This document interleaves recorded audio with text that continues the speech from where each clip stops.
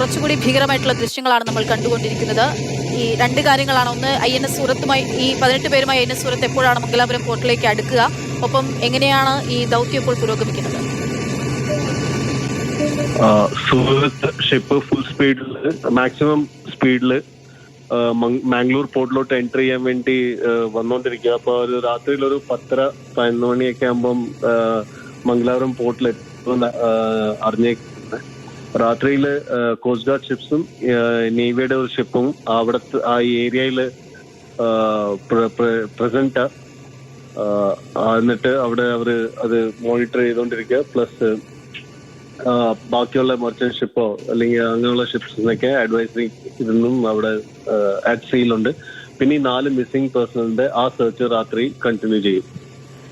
ഈ തീ ഇപ്പോൾ ഇങ്ങനെ പടർന്നു പിടിക്കുകയാണ്. നമ്മൾ പകല് കണ്ടതിനേക്കാൾ ഭീകരമായിട്ടുള്ള ദൃശ്യങ്ങളാണ് ഇപ്പോൾ കണ്ടുകൊണ്ടിരിക്കുന്നത്.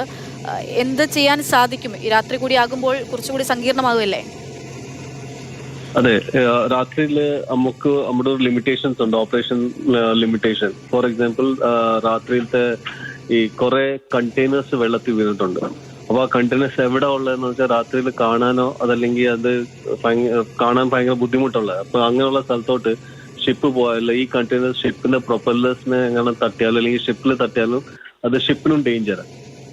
രണ്ടാമത്തെ കാര്യം, ആ ഷിപ്പിനകത്തെ ഫയർ ഫൈറ്റിംഗ് എക്സ്റ്റിംഗ്വിഷ് ചെയ്യാമെങ്കിൽ ഈ ഷിപ്പ് അതിന്റെ അടുത്ത് എത്തണം.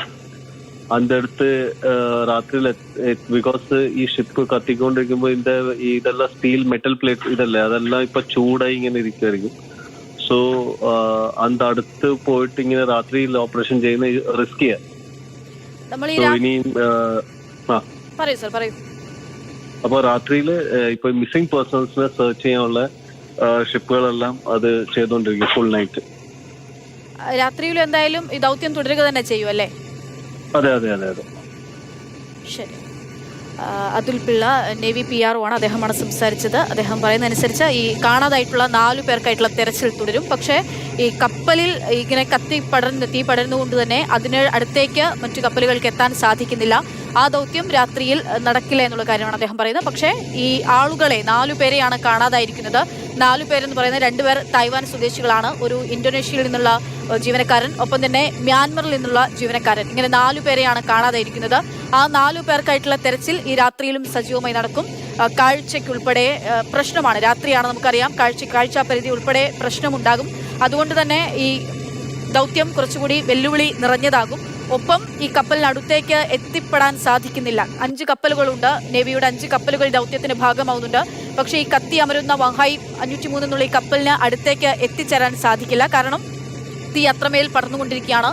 കൂടുതൽ കണ്ടെയ്നറുകൾ കടലിലേക്ക് വീഴുന്നുണ്ട്, പൊട്ടിത്തെറി നടക്കുന്നുണ്ട്. പക്ഷേ നിസ്സഹായമായി പോകുന്ന ഒരു സാഹചര്യം എന്നൊക്കെ ഒരുപക്ഷെ നമുക്ക് പറയേണ്ടി വരും. ആ തരത്തിലേക്ക് കാര്യങ്ങൾ പോവുകയാണ്. പകലാകുമ്പോഴായിരിക്കും അതിൽ കൂടുതൽ എന്തെങ്കിലും ഒരു എക്സ്ട്രാ സ്റ്റെപ്പ് അല്ലെങ്കിൽ അടുത്ത ചുവട് വയ്ക്കാൻ ഉദ്യോഗസ്ഥരെ സംബന്ധിച്ചിടത്തോളം സാധിക്കുക എന്നുള്ളതാണ് അദ്ദേഹം നമുക്ക് നൽകുന്ന വിവരങ്ങളിൽ നിന്ന് മനസ്സിലാകുന്നു. മറ്റൊന്ന്, INS സൂറത്ത് 18 ഇതിൽ നിന്നും രക്ഷപ്പെടുത്തിയിട്ടുള്ള 18 പേരുമായി 18 ജീവനക്കാരുമായി INS സൂറത്ത് വൈകുന്നേരം പുറപ്പെട്ടിരുന്നു. അത് ഏകദേശം 10:30-11 മണി എന്നുള്ളതാണ് അദ്ദേഹം പറയുന്ന സമയം. നേരത്തെ 10 പറഞ്ഞിരുന്നു. പക്ഷേ 11 മണിയോട് അടുക്കുമായിരിക്കാം ഈ INS സൂറത്ത് മംഗലാപുരം തുറമുഖത്തേക്ക് എത്താൻ എന്നുള്ളതാണ് അദ്ദേഹം പറയുന്നത്.